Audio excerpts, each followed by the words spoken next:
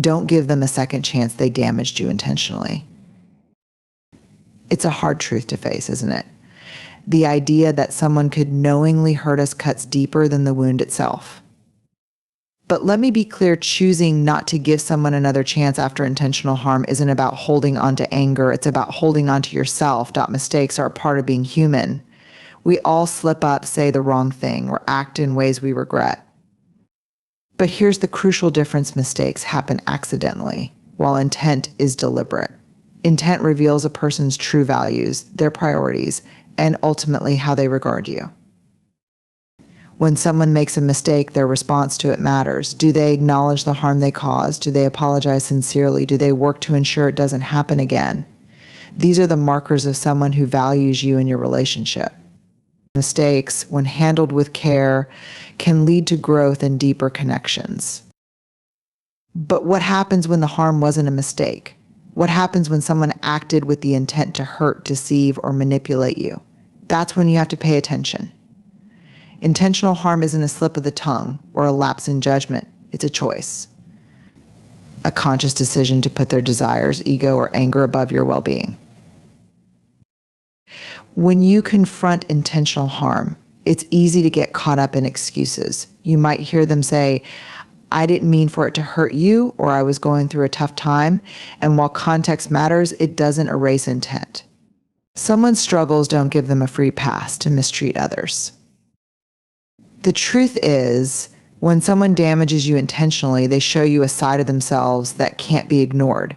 It's not just about what they did, it's about what their actions say about who they are and how they view your relationship.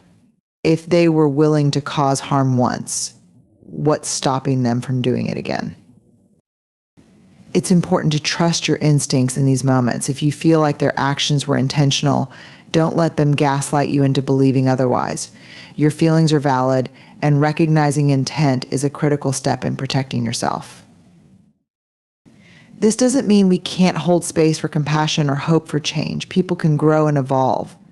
But growth takes time and it requires accountability. If someone damaged you intentionally, it's not your responsibility to make them better. It's their job to show through consistent actions that they've learned from their choices. By focusing on intent, you give yourself the clarity to discern who truly deserves a place in your life. Mistakes can be forgiven because they are accidental. But when intent is harmful, it's not about forgiveness, it's about boundaries. You can forgive someone's actions while deciding they no longer have the right to be in your life. Never forget intent matters more than mistakes because it shows you the difference between an accident and a choice. And you have the right to protect yourself from choices that harm you. When we think about forgiveness, we often imagine it as something we give to someone else, a gift we offer to the person who hurt us in the hope that they will feel relieved or redeemed. But the truth is, forgiveness is something that benefits you. It's not about absolving someone of their actions or letting them off the hook for their wrongdoings. It's about freeing yourself from the weight of anger, resentment, and the emotional baggage that comes with holding on to pain. Forgiveness, in this sense, is an act of self-liberation. It's about releasing the grip that the past holds over you so that you can move forward with your life. It's about giving yourself permission to heal without the constant emotional turmoil that comes from replaying the hurt over and over in your mind. It's not about forgetting what happened or pretending like everything is fine. It's about taking back your power and no longer allowing the situation or the person who harmed you to control your emotional state. When someone intentionally hurts us, it's easy to stay stuck in the past. We can become obsessed with the injustice, constantly reliving the moment of betrayal. In doing so, we hold on to a narrative where the person who harmed us continues to have power over us. We let them control our feelings, our energy, and even our future. Forgiveness breaks that cycle. It's a decision to stop letting that person or that event take up mental and emotional space in your life. It's an active choice to reclaim your peace. However, forgiveness doesn't mean excusing or condoning the behavior. It's not about saying what you did was okay instead. It's a way of saying, I won't let your actions define me, and I won't let your wrongs keep me tethered to the past. Forgiveness helps you to heal and move forward without carrying the weight of bitterness or resentment. It's about protecting your emotional health, because holding on to anger can be more harmful to you than to the person who hurt you. One of the most powerful things about forgiveness is that it helps you release the emotional burden that someone's harmful actions have left behind. When you forgive, you stop letting that hurt dominate your life. You free yourself from the chains of anger and begin to open the door to peace and growth. It's not about letting the person who wronged you off the hook, it's about letting yourself off the hook. Moreover, forgiveness allows you to regain your emotional agency. When we don't forgive, we remain stuck in the grip of the past, but when we choose forgiveness, we open ourselves up to new possibilities. We stop allowing the past to dictate our present and future. It's an act of empowerment. Remember, forgiveness is not a one-time event, it's a practice.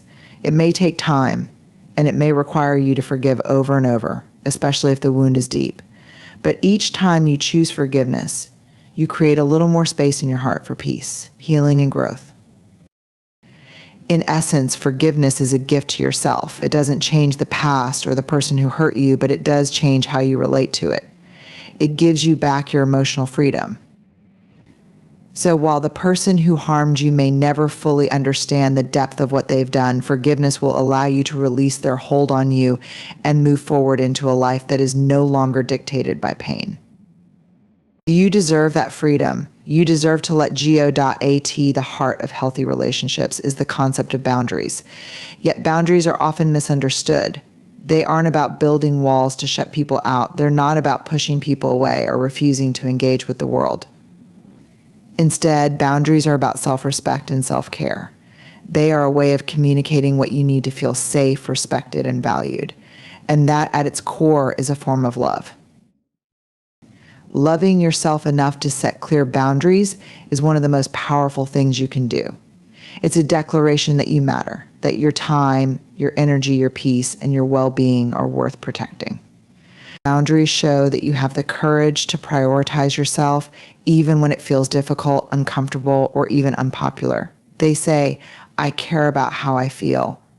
I care about my mental and emotional health, and I will not allow anyone to take that away from me.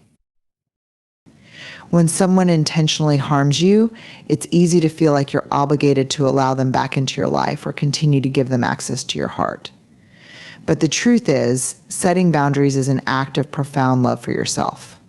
It is a refusal to let others' behavior dictate your emotional state or determine how you show up in the world.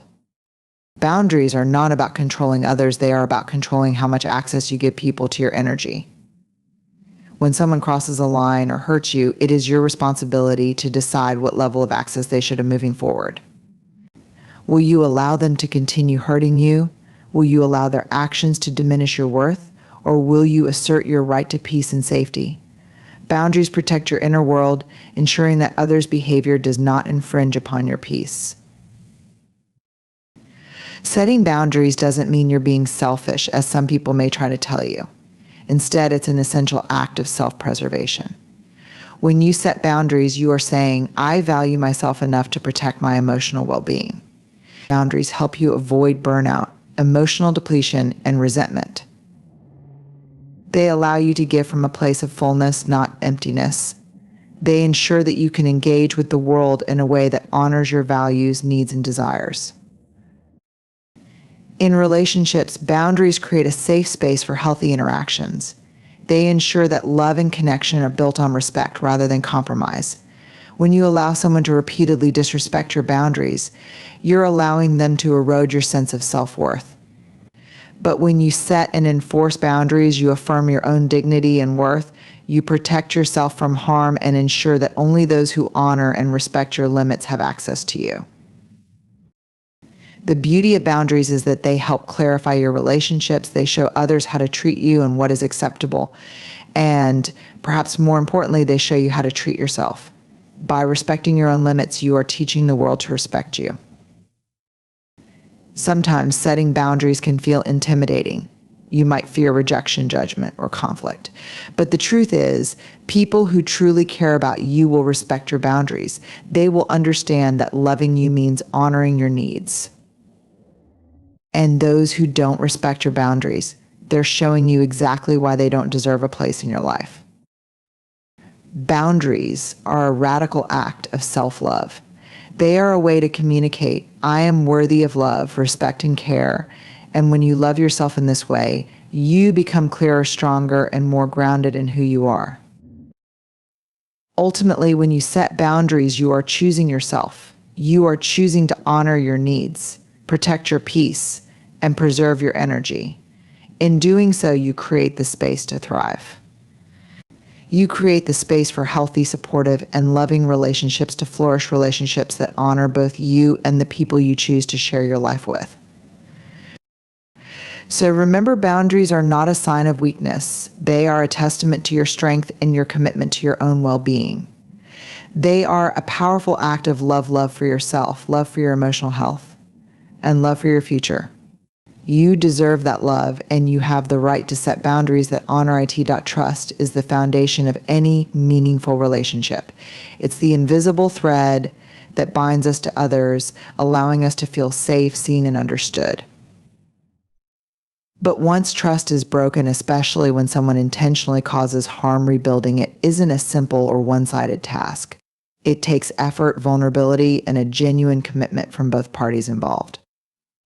When trust is broken, the hurt doesn't just disappear. It lingers in the spaces between words, actions, and expectations. It creates doubt, hesitation, and a sense of insecurity. For the person who was wronged, there's a real need for reassurance that the harm won't be repeated, that the betrayal won't happen again. And for the person who caused the harm, there is a responsibility to demonstrate through consistent actions that they have learned, grown, and are genuinely committed to repairing the damage. Rebuilding trust isn't about expecting everything to go back to normal after a betrayal. There is no normal to return to. What you're striving for is a new kind of relationship, one where trust is restored, but not in the same way it was before. Trust has to be rebuilt slowly, brick by brick, with deliberate effort and patience from both sides. This process requires vulnerability. For the person who has been hurt, rebuilding trust means opening yourself up again, even when every instinct might be telling you to protect your heart. It means facing your fears and doubts, taking risks, and allowing space for healing. But this vulnerability can only be done when the person who caused the harm shows a willingness to meet you halfway. When you believe your worth is non-negotiable, you open the door to healthier, more supportive relationships. You attract people who recognize your value, who treat you with the respect you deserve, and who add to your life rather than taking away from it. You stop settling for less than you deserve because you know you are worthy of the best. Your worth is a gift you give yourself, and it is the foundation upon which all your relationships should be built. It is not dependent on any one person's circumstance or outcome. It is rooted in the fact that you are enough just as you are. Your experiences, your emotions, your thoughts, and your dreams are valid. You are worthy of all the love, success, and peace you desire simply because you exist. In every decision, in every relationship, and in every moment, remember your worth is non-negotiable. It is not something that can be earned or lost. It simply is. And once you embrace this truth, you will never settle for less than you deserve again. As we navigate the complexities of relationships, healing, and growth, let us remember that we are the architects of our own worth. No one and no circumstance has the power to diminish it. Your worth is non-negotiable. It is unshakable. And it is a truth that belongs to you and you alone. So when you are faced with betrayal, harm, or intentional damage, don't let it define you. Let it be a reminder that your value is constant. Let it be an opportunity to honor yourself by setting boundaries, practicing forgiveness, and reclaiming your peace. You are worthy of love, of respect, and of relationships that nurture you not because you need anyone's validation, but because you, simply by existing, deserve it. And in that truth, you find the strength to protect your heart, to walk away when necessary, and to always, always choose yourself. Remember, your worth is not negotiable. It is a gift you have always carried, and no matter what, you are enough.